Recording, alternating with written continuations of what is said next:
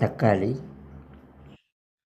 பருப்பு, சோயாபீன்ஸ், அரிசி, மசாலா, உப்பு, தண்ணீர் அடுப்பில் வச்சாச்சு, கொதிக்குது, சாப்பாடு தயார். ஹாய் ஃப்ரெண்ட்ஸ், இன்றைக்கி என்னன்னா, இன்றைக்கி நான் மறுபடியும் பருப்பு சாதம் சமைச்சிருக்கேன். பருப்பு சாதம் சமைச்சு இன்றைக்கி அதை கொண்டு வந்திருக்கேன்.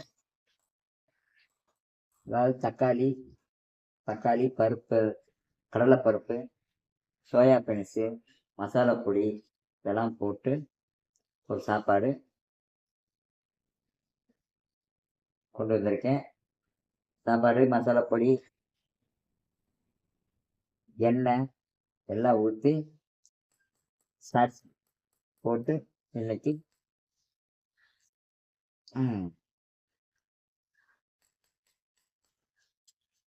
ஓகேவா?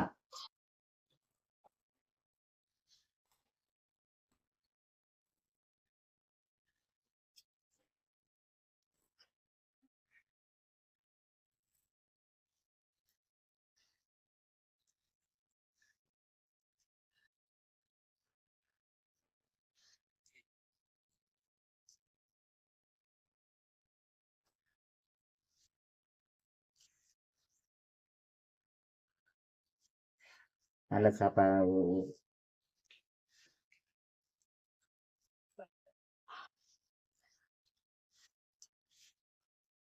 சூப்பராக இருக்கு. இன்னைக்கு சாப்பாடு செம்ம டேஸ்ட்.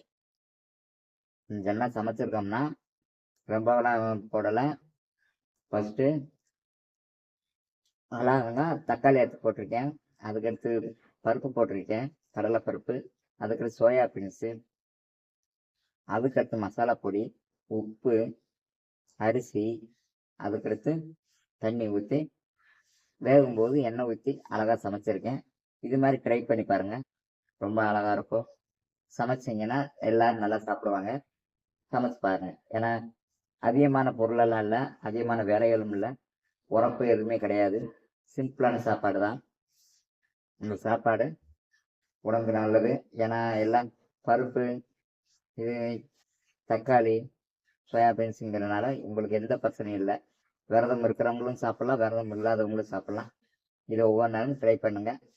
சுருக்கமாக எப்படி செஞ்சேங்கிறத இந்த வீடியோவில் போட்டிருக்கேன்.